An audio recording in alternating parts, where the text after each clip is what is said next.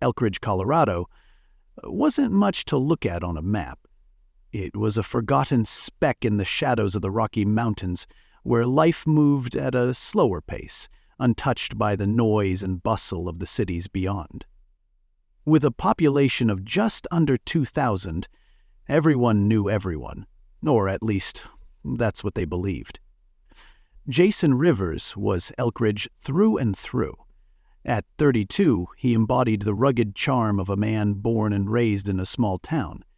With broad shoulders, calloused hands, and a face weathered by years of hard labor on his family's ranch, Jason was the kind of man who didn't shy away from responsibility. He was a pillar of the community, steady, reliable, and trustworthy. When Jason met Emily, the newcomer from Denver, everything changed. She arrived one summer evening, her old sedan kicking up dust on the dirt road that led into town. The locals watched with a mix of curiosity and suspicion. Outsiders didn't come to Elkridge often, and when they did, they usually didn't stay. But Emily stayed. She rented a small cottage on the edge of town and took up a job as a teacher at the local elementary school. With her delicate features, chestnut hair, and warm smile, she quickly became a favorite among the children and their parents. But it wasn't just her beauty that captivated Jason. It was her spirit. She had a quiet strength, a kindness that seemed to radiate from her. Their courtship was a whirlwind. Picnics by the river, stargazing in the open fields, stolen kisses beneath the towering pines. It was as if they had been made for each other. Within 6 months, Jason proposed, and Emily, with tears in her eyes, said yes.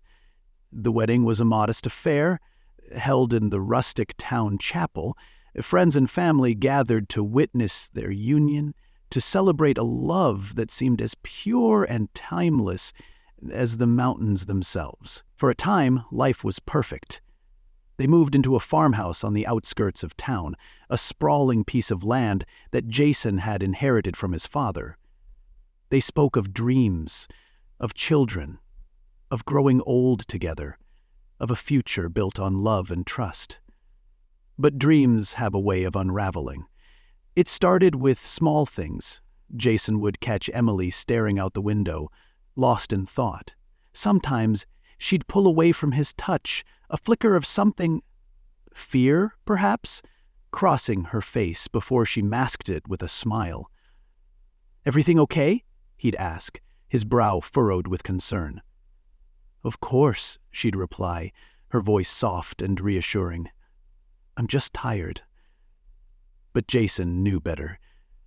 He could feel the distance growing between them, like a silent chasm widening with each passing day. One evening, while Emily was at work, Jason found himself in their bedroom, tidying up. As he sorted through a drawer of her belongings, his fingers brushed against something unusual. A letter, folded and tucked beneath a stack of old papers. Curiosity got the better of him. He unfolded the letter, his eyes scanning the neatly written words. "Dear Emily," it began, "I hope this letter finds you well. I wanted to tell you how proud I am of you, for starting over, for living your truth. It wasn't easy, I know, but you've built a life you can be proud of. Remember, you are loved no matter what." Jason's heart sank as he read the final words. Love, Mom. Confusion gave way to dread. Living her truth? What truth? His mind raced with questions, each one more unsettling than the last. Then he saw it. A birth certificate, folded and tucked beneath the letter. His hands trembled as he read the name printed at the top. Eric James Carter. The realization hit him like a punch to the gut. Emily wasn't born Emily.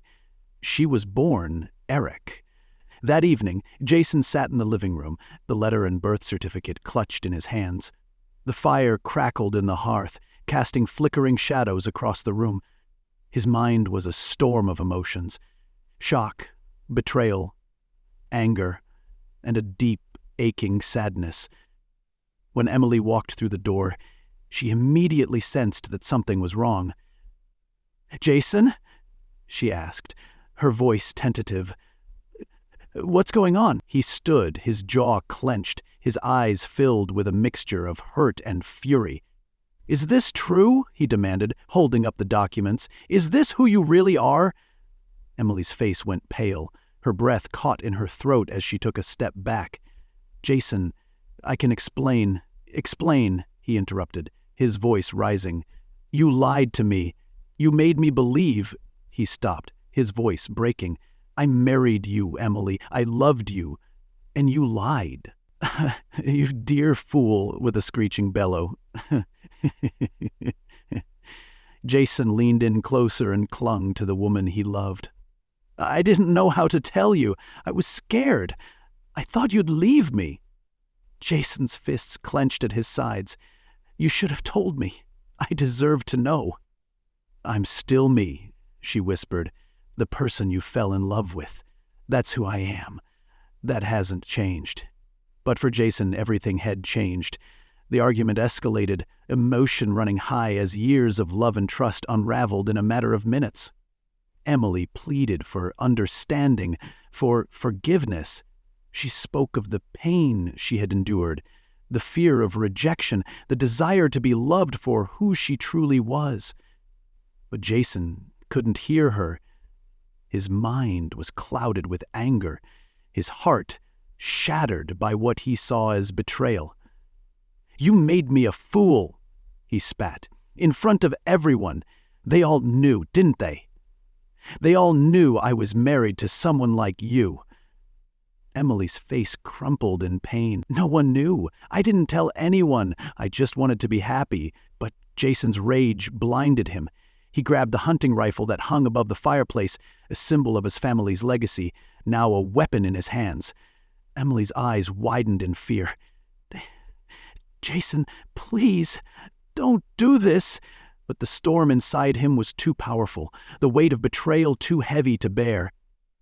"I love you," he said, his voice trembling with rage and sorrow. "But you lied to me, and now I don't know who you are." The gunshot echoed through the night, a sound that shattered the quiet peace of Elk Ridge.